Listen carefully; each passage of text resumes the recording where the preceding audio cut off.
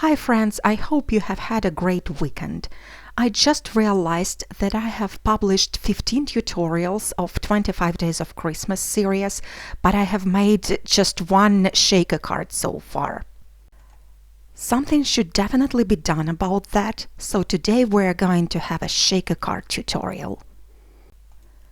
You probably remember me making shaker cards with the windows that are completely open on one side. Today I'm going to take this concept one step further and create the card that is completely open on both sides. So let's get started. For the background, I'm going to use the beautiful black mirror cardstock by Tonic Studios.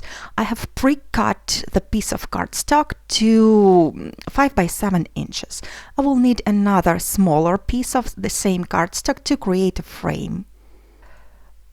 This particular die comes with the Gemini FoilPress and it's the part of the starter kit. This is a foil and cut type of die. Now I'm trimming down a piece of silver foil to the size of my die. It's very convenient to use a rotary cutter to trim down the foil. I'm using the guideline booklet to build up the sandwich for foil and cut dies, and then I'm going to preheat my foiling machine. I'm placing down my foil, then a piece of my cardstock, covering it up with the metal plate, then the plastic one, and then I'm sending it through the Gemini machine. Keep in mind that the foiled cardstock takes more time for the machine to heat up. So instead of the 15 seconds for the regular cardstock, I heated up the machine for an entire minute and I got the beautiful results. Next, I'm going to trim down a sheet of acetate to 7 by 7 inches. I would recommend not to use an extra thick acetate since that one would be hard to crease and score. So here you see that this acetate is the same height as my background, but it's 2 inches wider. Now I'm going to place my acetate onto the scoring board and I'm going to score it at 1 inch. Then I'm flipping it over and again I'm scoring it at 1 inch from the other edge.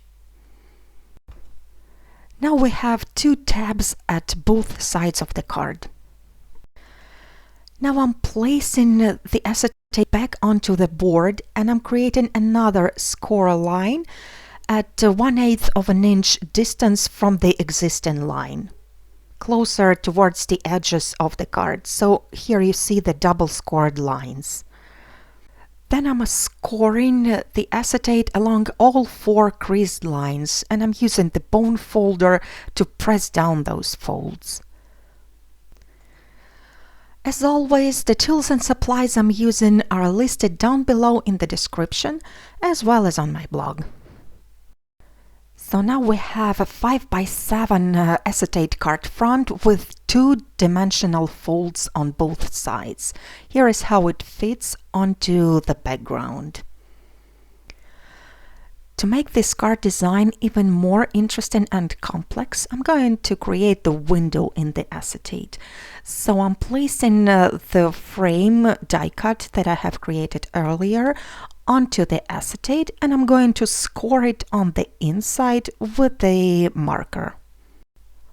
Then I'm going to use the craft knife and my craft mat to cut this window out, and I'm staying a bit outside of those traced lines, so the window is a tiny bit larger. Then I'm going to apply some double-sided flat adhesive onto one of the tabs at the wrong side, and I'm going to stick it down behind the background, just like that. I'm just making sure I line up the acetate with the cardstock really well and I don't apply any adhesive on that 1/8 of an inch side of the card. So this is what the construction now looks like. It's a bit like a booklet. The next step would be applying some foam tape. I'm going to open up my booklet, and I like using that foam tape by 3M since it has no stickiness on the sides.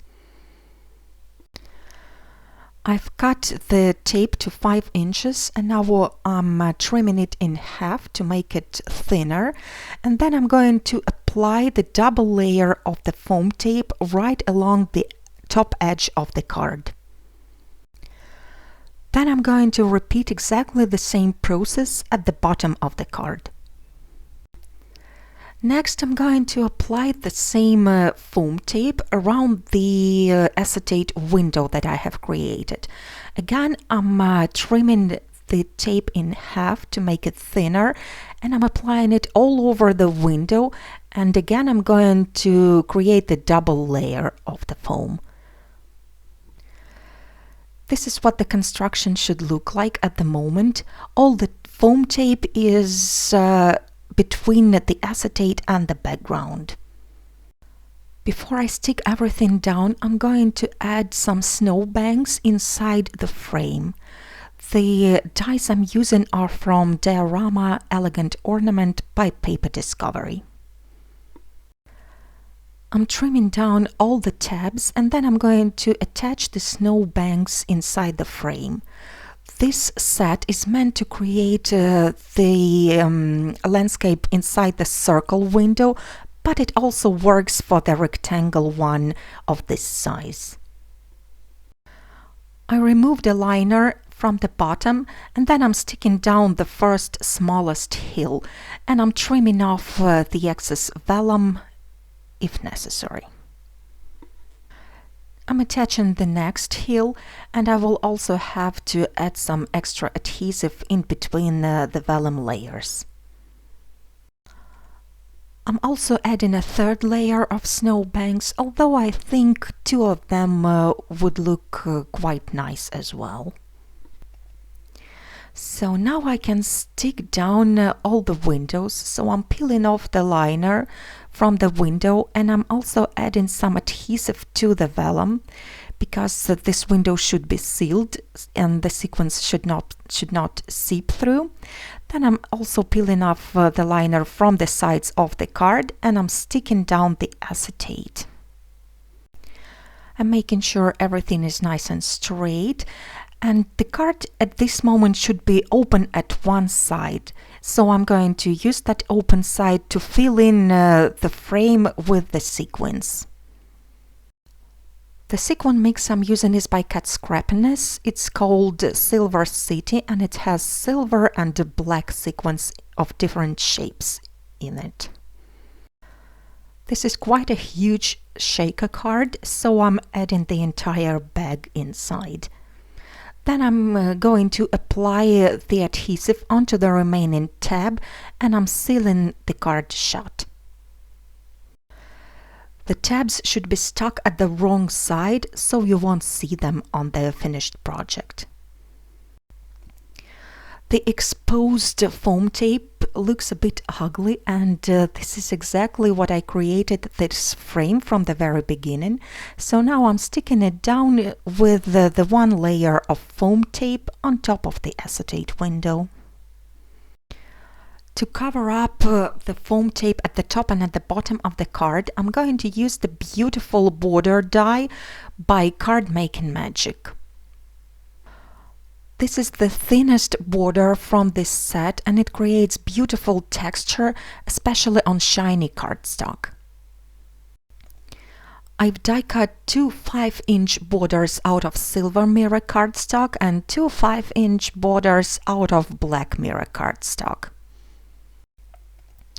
Now I'm flipping over the silver and black border to the wrong side, and I'm using a couple of pieces of tape to hold both strips together. Then I'm going to repeat the same step with the remaining 2 strips of cardstock. I'm using the washi tape, but the regular clear tape will also work fine. Then I'm applying some double-sided adhesive onto the entire double strip, and I'm sticking it down at the top of the card, and this way it's going to cover up the adhesive. If there happens to be any excess, I'm trimming it down with the scissors, and then I'm doing the same at the bottom of the card. Now my shaker panel is completely ready to be placed on a card, so I have pre-made a 5x7 card base. Now I'm applying some adhesive onto the card front, and I'm sticking down my shaker panel to it. All there is left to do now is to add the focal image, which is going to be a scene inside the foiled frame. I'm going to use the church image from the Village die set. I've die cut it out of white and silver cardstock, and now I'm sticking down the silver die cut onto the white one, and I'm offsetting it a little bit, so it's going to create a kind of moonshine on the roof. Then I'm going to add this charge inside the frame, so I'm applying some liquid adhesive to the wrong side. I'm using a Ranger Multimedia Matte, and I'm going to tuck this charge behind the first snowbank. To finish off the scene, I'm also going to add a crescent moon and the tree. Both dies are from different sets by Paper Discovery, but they all work together pretty nicely. I'm attaching the moon first, and then I'm adding the tree, and it's going to overlap the moon just a tiny bit. I'm also tucking the tree behind one of the hills. I'm going to press down the die cuts with the bottle of Nuvo drops, and while the glue dries, I'm going to inlay the windows and doors, and I'm going to use those leftover die cuts from the white church that I have created earlier.